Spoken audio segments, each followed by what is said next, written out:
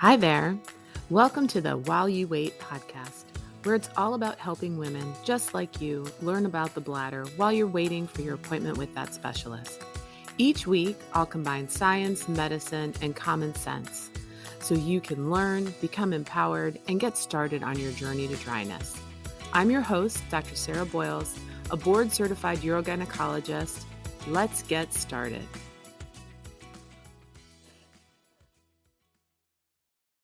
My episode today is a special one. I think lots of women want to hear about procedures and therapies from other women who have had them.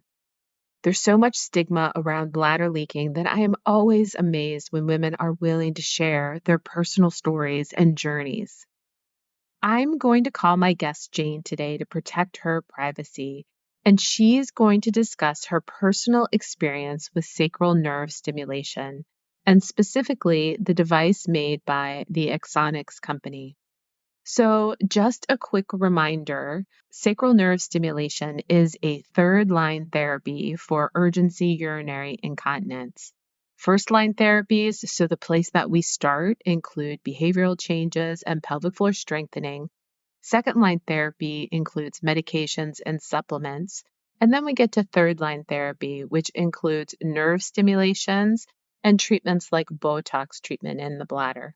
Jane's story is particularly compelling because she's had an implant and it has been very successful for her.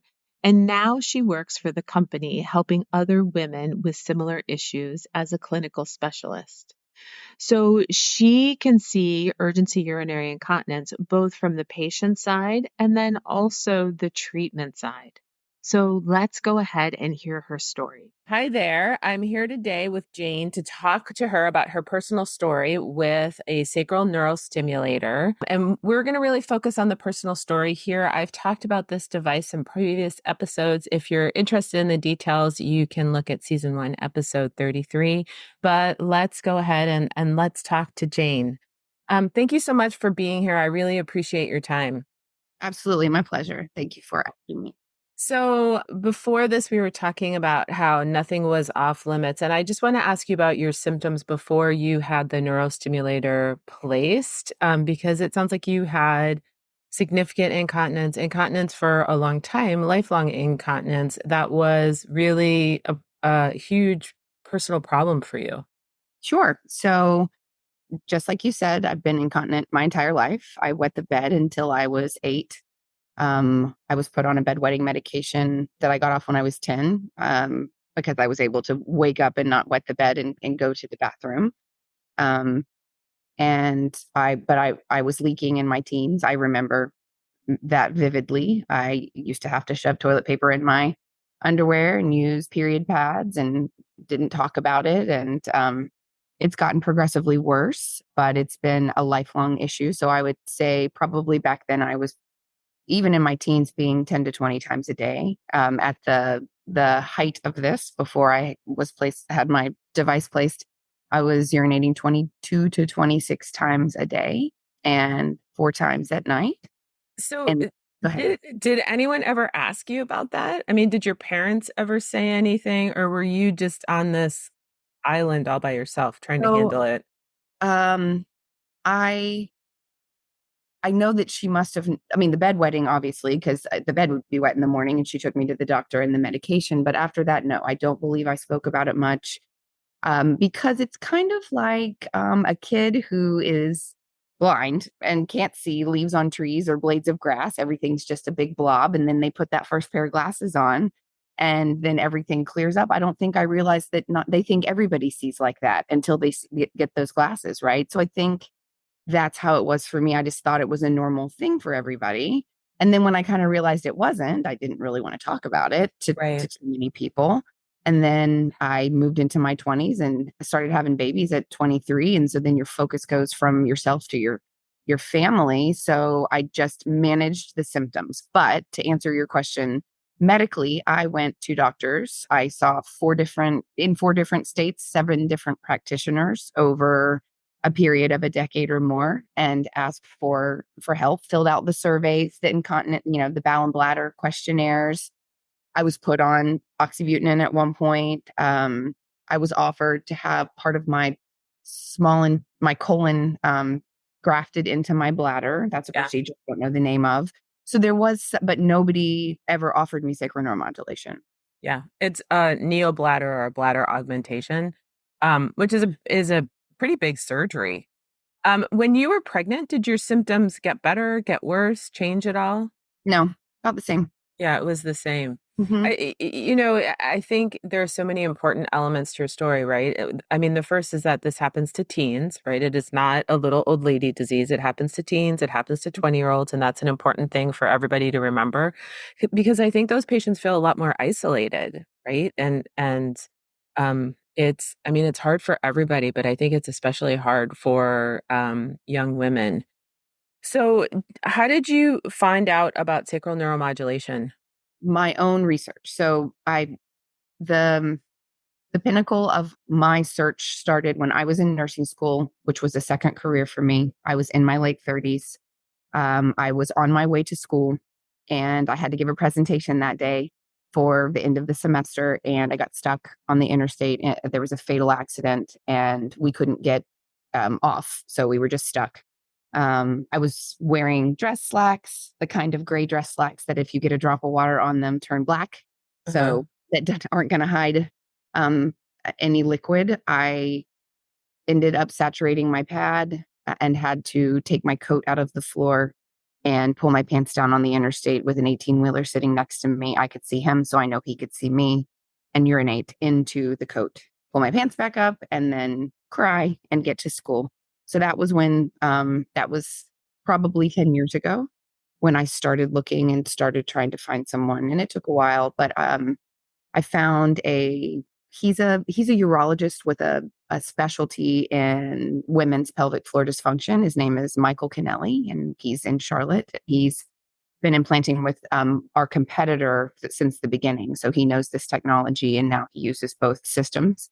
And I went to him and he said, this is classic OAB and we have this device. And I just so happened to come, this was in 2019. Axonics had just come out in 2019. So I was offered both options, both devices, and I chose the Axonics system. So that was, and then I was implanted when I was 44. Okay.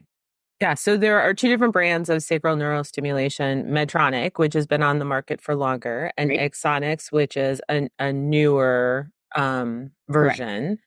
Why did you pick Axonics? The innovation. So that's what really we talk about as a company. It was MRI compatible. The battery lasts, the one I have a rechargeable device that lasts at least 15 years in my body. I was 44. So, and instead of having to have a surgery every 5 to 7 years, I would have to have one, maybe in 20. And, this battery, the testing we've done internally shows that this 15-year FDA approved battery could last for 20 and 30 years.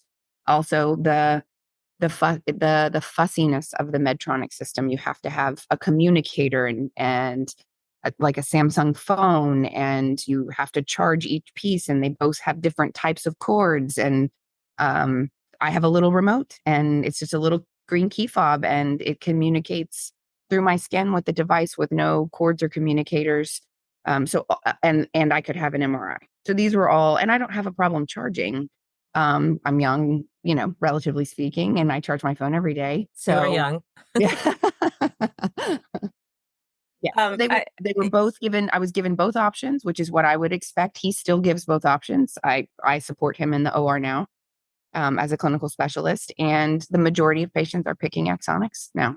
I think everything that you're saying is true. I think that Axonics really came around and fixed all of the things that were irritating patients about the Medtronic product, right? It wasn't particularly user friendly. And it just hadn't been updated in a long time. And now, Medtronic has changed a lot of things, right? In order to make it as good. I mean, the battery lives are longer. There are things that are changing. But I think Axonics came around and kind of made it a much easier, less futzy technology. Are you intimidated by the technology as a patient? Because I think a lot Absolutely. of people are and just find this whole stimulating a nerve and electricity in my body and battery just to be a little bit terrifying. So now that I'm an employee, of course, I'm, but thinking back to when I was going to have it implanted, it was an interesting concept, but I knew there were, we have pacemakers for the heart and we have pain stimulators. And as a nurse, I understood that. But yes, the explaining this to a patient who has no grasp on Yeah. that, it can be overwhelming. So I try to keep that very simple when I explain it to patients. We're just going to stimulate a nerve in your sacrum that's responsible for the communication between your brain and your bladder, and it's going to clear up whatever miscommunication we have. And that's as far as I go. But I would say, yes, it was a little overwhelming, but there was a lot of information given. Dr. Kennelly will answer any question that you have. Our website is fantastic. So there's a lot of tools and resources to help. And Axonics as a company makes sure our patients are informed and feel comfortable before moving forward. I think that's true. I think that there's an awful lot of hand holding, and the degree of hand holding really depends on the patient, right? Some people need a lot of hand holding, some people don't. So when you had the device implanted, I mean, where are you at now in terms of symptoms? Are you Okay, still so getting up 4 times a night? Are you peeing 20 times a 22 to day? 26 times a day before, 8 to 10 now. Okay. um, Depending on how many bladder irritants I choose to put in my body on a daily basis. So I still drink at least 2 cups of coffee in the morning. I still like to have a cocktail, with friends or on the weekends.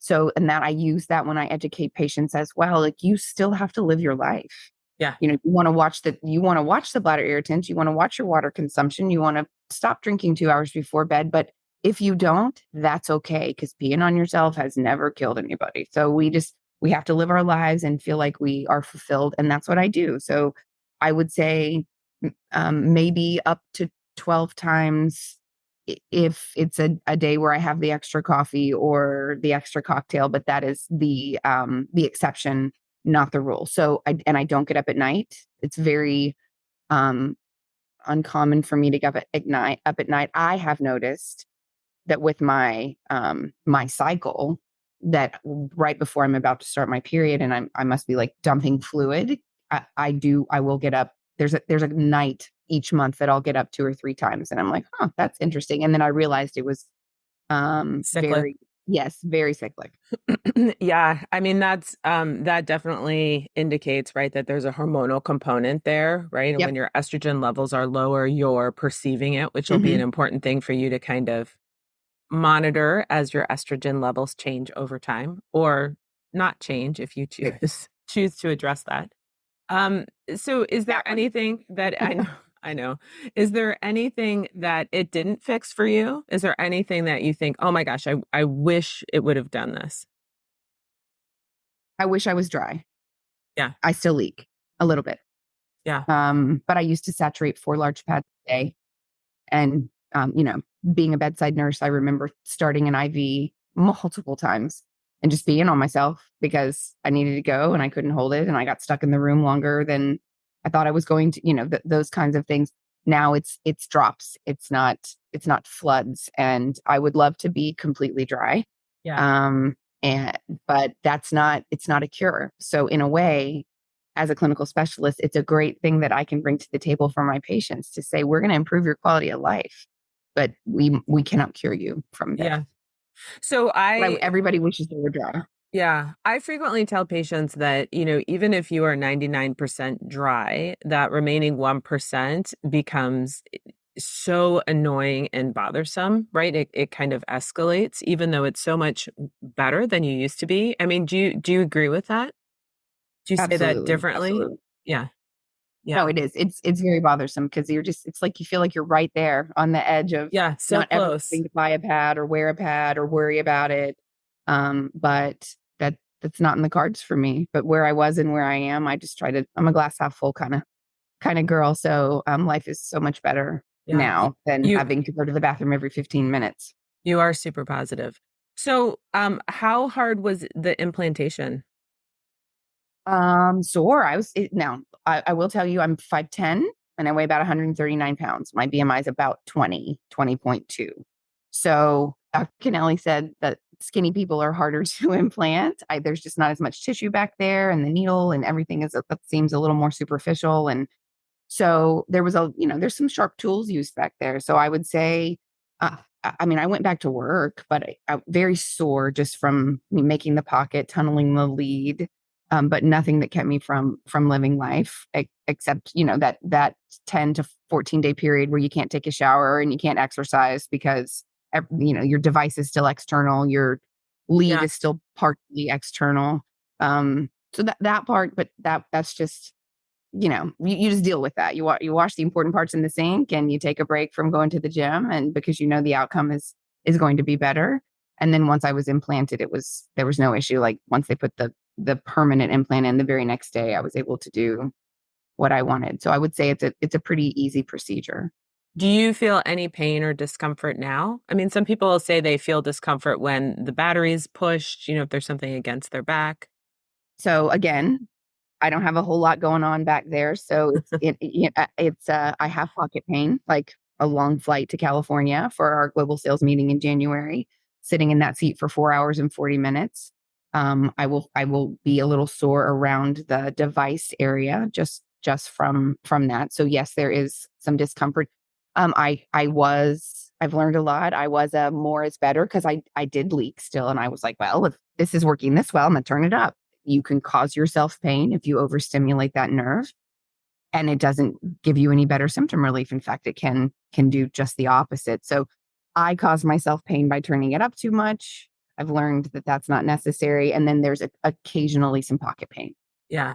That's a really important point, right? Because I think that's human nature. And I think everybody does that, right? If this is working well, then it must work better if I turn it up. And then they kind of experience that Correct. discomfort, which is really hard. What are the most common questions that women ask you about the device? What's everybody worried about? What does the stimulation feel like? Yeah. Some ask me if it can elicit an orgasm. Yeah. I've heard that some people's have. Yeah. That's not something that just where I feel. So I feel the normal stimulation is felt vaginally, rectally, perineal area, anywhere in that bicycle seat. So imagine sitting on a bicycle seat, any place on your body that's going to touch that bicycle seat is a normal place to feel an S3 nerve response. I feel mine mostly, it's perineal for me. Um, and so they ask what it feels like. Can someone zap you with the remote from across the room? Does it make you go pee? Do you push the button to know when you have to pee? Does it stimulate? Like, does it somehow tell you that it's time to go?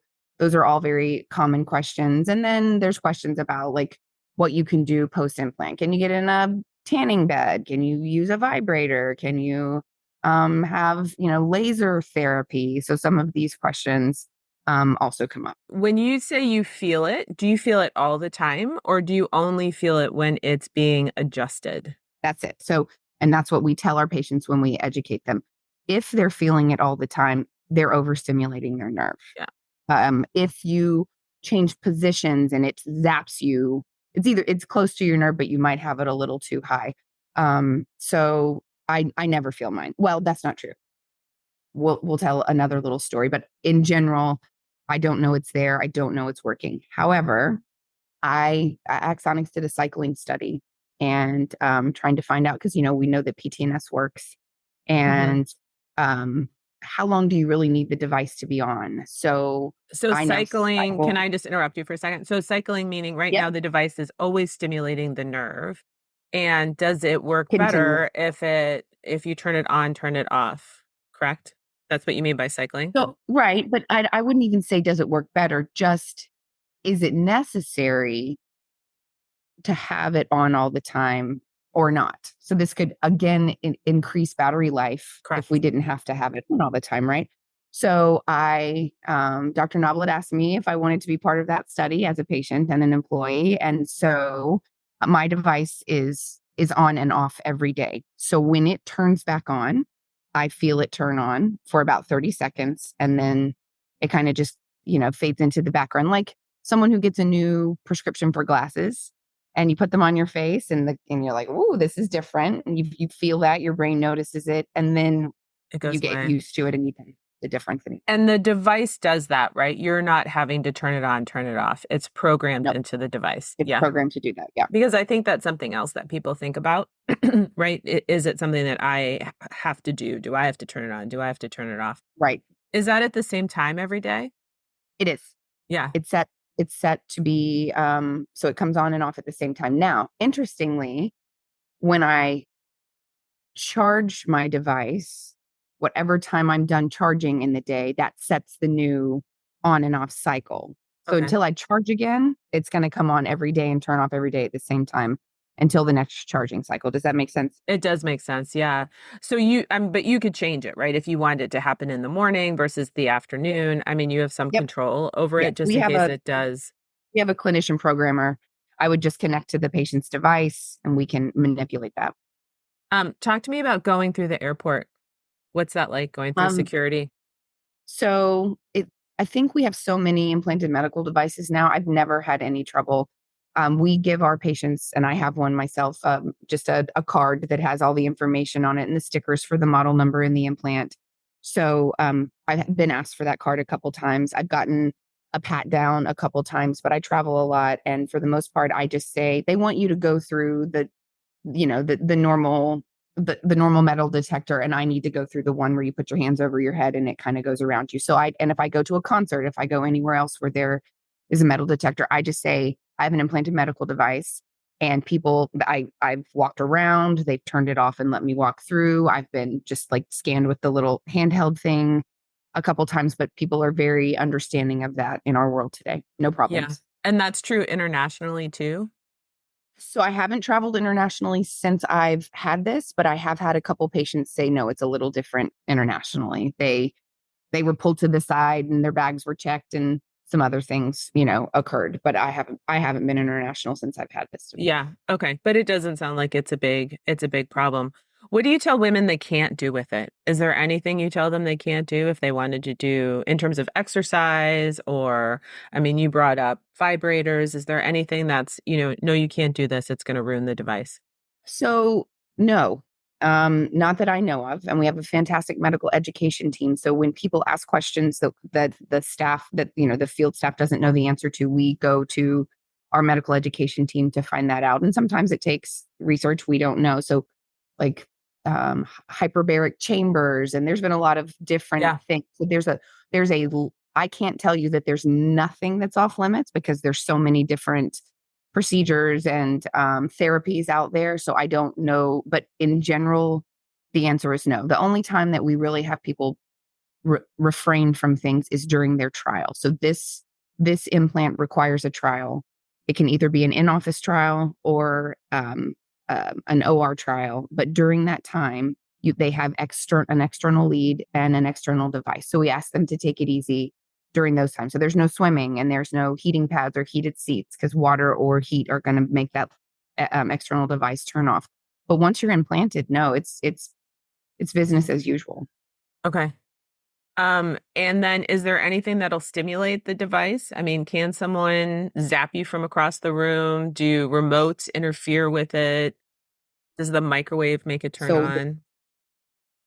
our remotes are linked to the device that's implanted in the body. So my remote only activates my device. So I could be in a room with 20 other ladies or men with this. And if I wanted to turn up, it's only going to connect to my device. So you cannot be zapped across the room. Now, if someone had my remote, they could turn it up, but they have to be in very close proximity to me because intentionally it only communicates from a very short distance, Yeah. like basically being able to hold it in front of your body. That's it. Because we don't want that to ever be an issue for anyone. Yeah. What do you wish was different about it? Is there anything just in terms of the living with it? Um, Absolutely no, I don't. If we are now, so I have to charge every 2 weeks. I have the generation one. Now we have innovated in the time since 2020 when I was implanted to 2023. We're now on generation four, and patients only have to charge 1 hour every 6 to 10 months. So I would love to only have to Yeah. charge, but I have a fantastic implant that works well for me, that charges easily. It fits into my lifestyle, and I'm not going to fix what's not broken.